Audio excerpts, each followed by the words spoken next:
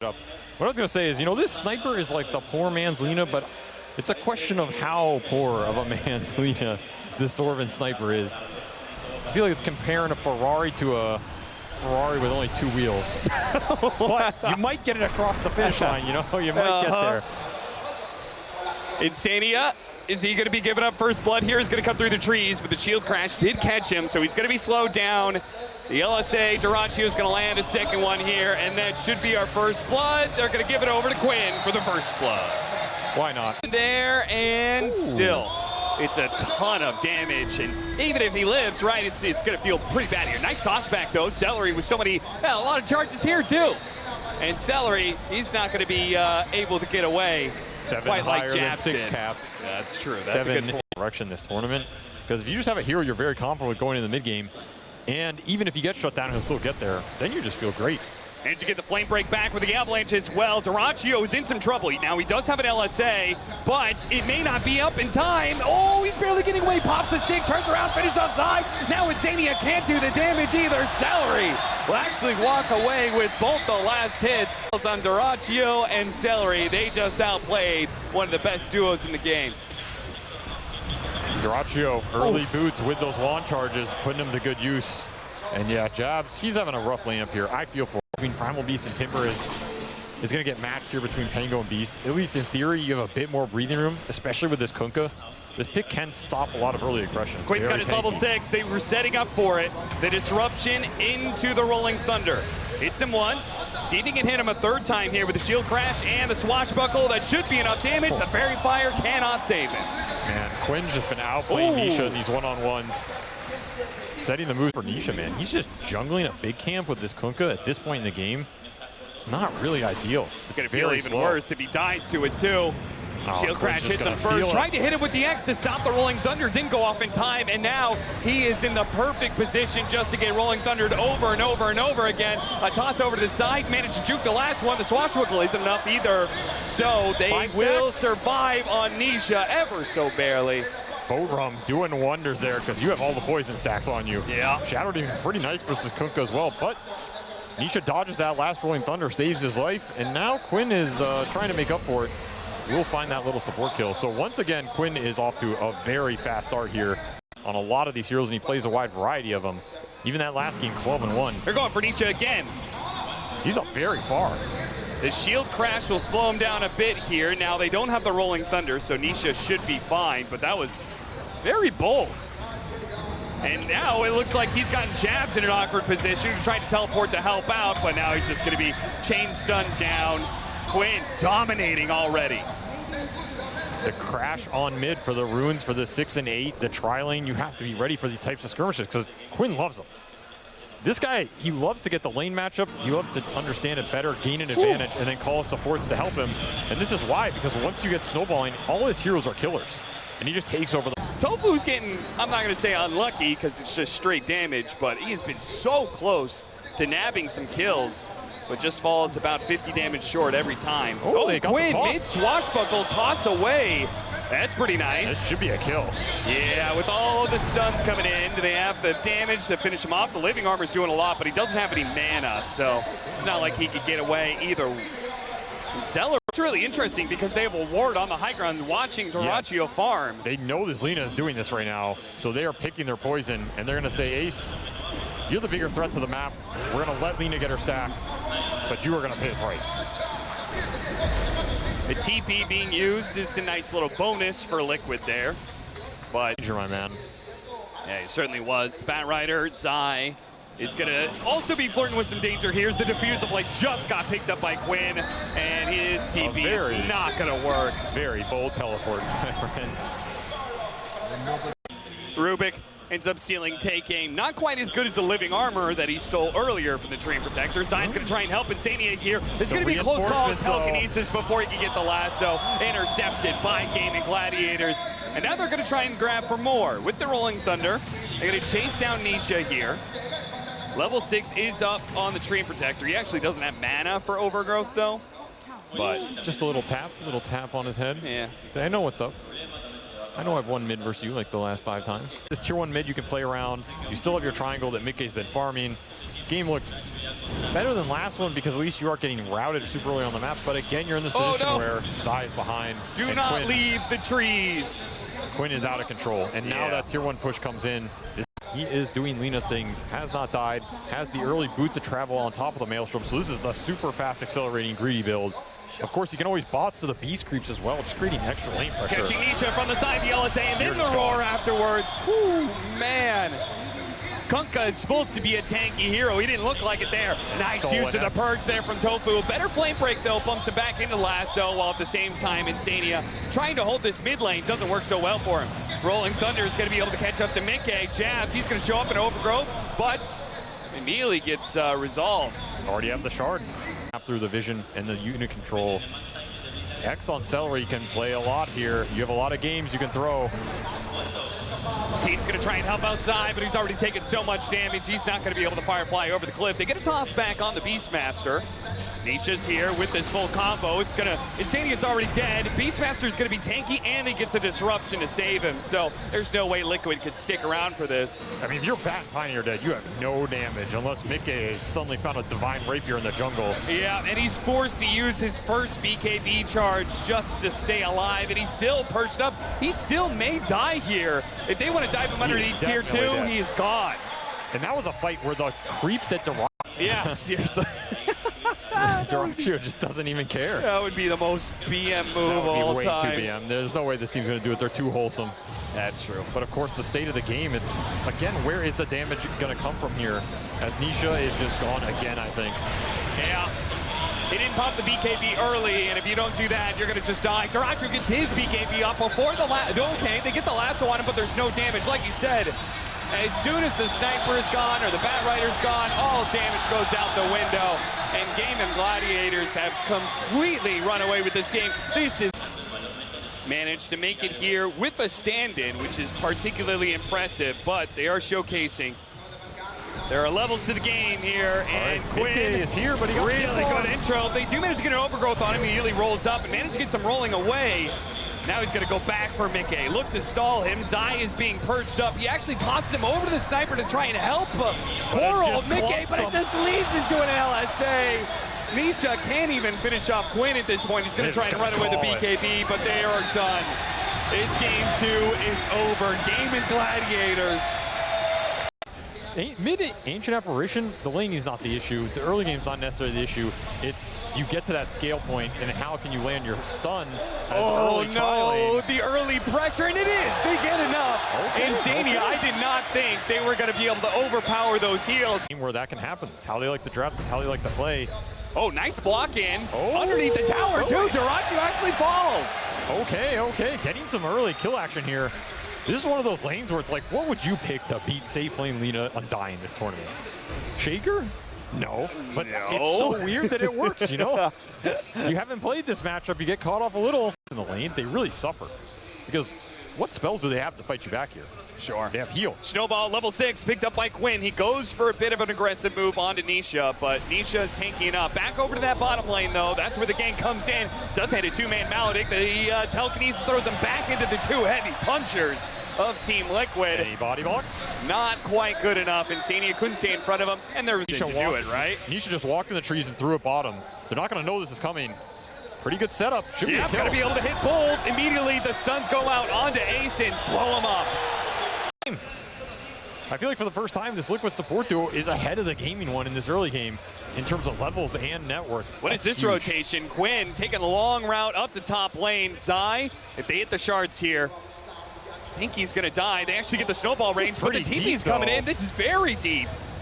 Now, oh, look at that. The Undying is so low. Jabs goes for it. The decay keeps him alive a little bit longer. The Fisher's going to be able to finish him off. Quinn does manage to get the support kill at the same time. Nice shards. A 2-man LSA on top of that. Cold Feet trying to keep going away. Maybe he's going to be stunned up here as it lashes. They have a Fisher again in 5 seconds. Nisha not really struggling on damage. Nice use of the snowball on the dead Jabs to be able to get away. And the LSA lands on Zai, so Dyrachyo gets the double. Beats the Laguna Blade and walks away from Nisha. He's already taken it to him. This isn't even Maelstrom Lina, this is just the Javelin. And Dyrachyo is already snowballing so hard in this top lane. I mean, decent reaction from Liquid. At least you're getting some, it's a little slower, and that allows you to contest this time. Liquid are sick of giving these triangle stacks up. They are bringing the whole squad. Yeah, they're actually going to use all their abilities, it seems like, to be able to do this. He wants to hit his aura timing, not skirmish with level 1 Cask, level 1 Maledict. Also, especially since Quinn was taking your hard cam stacks earlier, too. So, yeah, you got to get revenge. Telekinesis back. Oh, hit the Echo Slam. They do manage to clip him. Even if the ult doesn't land entirely, it's enough to be able to shatter him in the end. And Insania will be left inside a cage. Runs. Tome in his backpack. Very interesting. You could give it to Celery and they could get level 6 there. You think Ace is going to give a Tome? I guess not, because he put it into his own inventory and pops it. Hell no, he's the witch doctor. Oh, that was an okay shards by Insania to try and block out Quinn, but ultimately still gets the kill on his side. The fact they have a lot more levels on these supports than they did in the previous games, and you have a lot more farm too. Also, heroes they're very comfortable on, right? Insania is a Rubik player. Jabs likes his tree. You could fight back. Walrus You punch. have to do it soon. Yeah, that damage will proc from Duracio's Maelstrom to finish him off. And that was a Mickey TP as well. Yeah. Trying to bail out his mid laner, but a little too late. Stolen shards, stolen LSA. Snowball picks him up though. Nice move by Quinn to help get another one and keep the pressure up on this mid lane. Very important. You're just gonna have to play for those later fights where you get Blink on Shaker and some massive A ult. Maybe around the Roche pit, that's your comeback here. But Tombstone is pretty annoying. Oh no, Nisha in trouble again. They will manage to kill the Undying pretty quickly, but Nisha is gonna die punch after punch. Raining in from Quinn. A shard to try and block him out, but he goes up the river instead. And Snowball's back in. Oh, Quinn's getting a little cheeky now. With the relocate coming in, they have the avalanche and the telekinesis to be able to separate, so they relocate. You're leashed at the hip, right? Sure. And Celery's gonna go the mech, so Ace just goes pipe, he can go shard, he can go blink, he can go aggressive items on Switch Doctor, and Celery can pick up the slack. Tombstone's gonna be dropped, Zion's gonna be slowed down by this. Tofu is gonna die, and Fisher block not quite there. Quinn slowed down a little bit. So their side lane's back in, so once again, you have to go back, try and find something. You have limited smokes in this game too. And Quinn already has BKB. LSA from the trees on Zai. Laying out all the spells. Let's see if he can get the damage in time, and he does. Enough Maelstrom procs will ensure it, and a late TP in from Insania. Cannot even catch Duracio. He's already TPing out and away to the other side of the map. Man, Duracio has played like a beast on these final 2 days. Oh, yeah. Here, everybody lending a hand. The power of friendship, Cap. Oh, Fisher doesn't even land there. I mean, this is high ground ward for Liquid. Yeah, they're going to throw a high ground tomb. Potentially, Tofu gets it off, and immediately Liquid start retreating. Ace is going to be able to hit the cask. That'll isolate Jabs a little bit. Running him down with a Maledict on him, and drops the ultimate. Jabs trying to heal himself with a living armor. TP's back for fear. They do manage to get Tofu, so actually just a 1 for 0. Duracio's nearby, though. In fact, he's pummeling that tier 2 tower. So even when the man into the chain stun here, and Snowball your Lina. Yeah. His possibility before Blink, with how tanky this hero is. Oh, Liquid are looking for this Lina, but they're a little too short on the window, and they're going to look for the rune bait again. 20-minute rune, jumps in. Oh, we managed to get the haste rune, so they have to keep him chained. Somebody got off the BKB, and now he's going to turn around with a Maledict on Mickey. He's got to be careful. Nice two-man Fisher, but Duracio, he's on the other side. He's caught Insania already, and Zion's going to be slowed down to a crawl. He stops moving because he's dead, Avery. Avery is looking on the bright side. Okay, Quinn is almost dead. He's gonna pop his BKB now. Do they have the physical damage? He got a regen.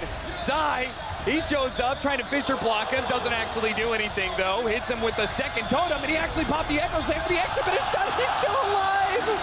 Oh no, Liquid. Not like this. Now Mickey is slowed down. Duracio is gonna catch him. Zai is like, what do I do, guys? The answer is run as fast as you can, as far away as you can, because Game of Gladiators is a full 5-man machine that will not be stopped. You just go high ground here. You have Aegis for 3 minutes still. Just go high ground. It's 25 minutes in. It's the first Aegis. Just go high ground. Why not? You have a tier 2 push here. You're going to see something. Liquid want to take the fight. Echo back up in 5.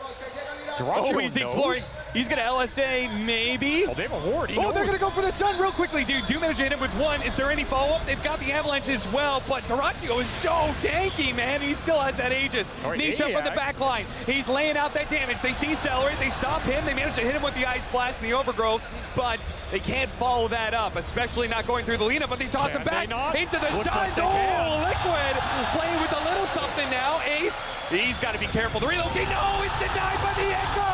Zai sees his opportunity. He will not let them go away. They will not go gently into that Dark Knight. They are going to put up a fight here in this game 3. And the saves, they are there, but they haven't been there.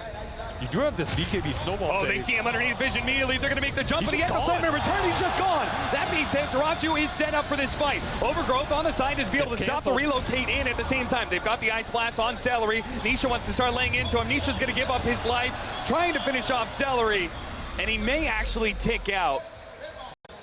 If you manage to kill Lina, there really isn't much left, the rest right? of this lineup is kind of built around her. You're taking the head off the snake here. But obviously that is a really tall ask.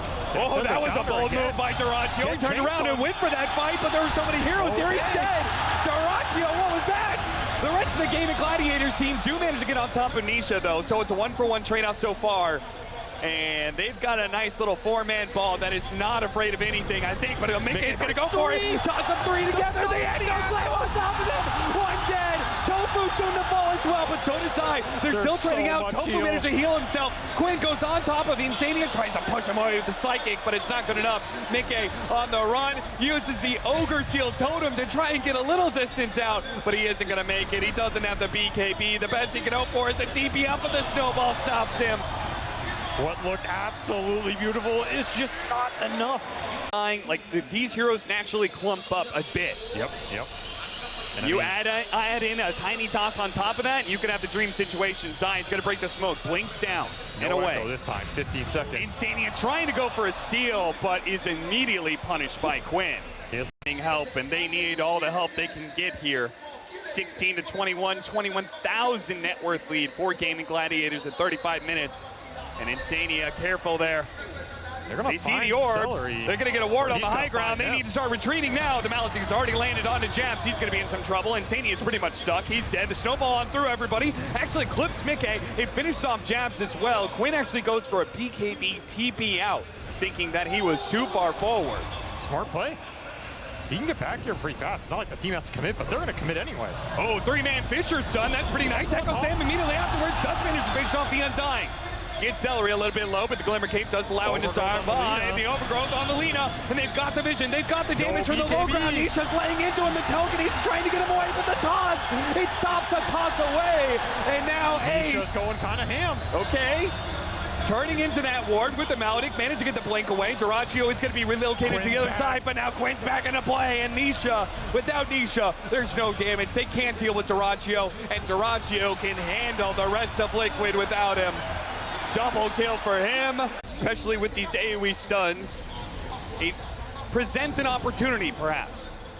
You need AA to live through the fight. You need Nisha to come back up before you can even dream They're of going to get the toss now. That's pretty deep. Glyph for the extra damage. Nice toss back with the telekinesis, and the cast going around stalls him up as well. Quinn goes in pretty deep, though. Stratosphere. He finished off Zai, knocks him through the roof. Stolen switcheroo. Stolen switcheroo to finish off Ace. Oh, Insania. That was bonkers. Ice Blast is out. Nisha's back. Nisha is back, but without the Ice Blast, it does mean Dyrachyo has Satanic to work with. He's also going to sh*** away. Got Tombstone out. He got Tombstone out of him. I don't think Gaming want to let him retreat from here. Yeah, no, they're not. They got the Gladiator on too, with the snowball on through as well. They do manage to get the telekinesis tossed back away, but it leaves Zai dead in the river. Mickey's going to be slowed down by the Walrus Punch as well. The Ogre Seal Totem once again coming to play. He's going to throw some damage back at him. Where was that blast going? Well, it wasn't going anywhere. And neither is Liquid. They have been caught without buybacks. Gaming Gladiators don't need to worry about the high ground anymore. The red carpet is rolled out for them, and Dyrachyo is going to blink right past it. He's going to teleport right past it and start laying into the tier 4s right away. What is there to stop Lina? You let it through 3 times. You gave it to this man, and now he's got a major championship to hang on that fiery belt.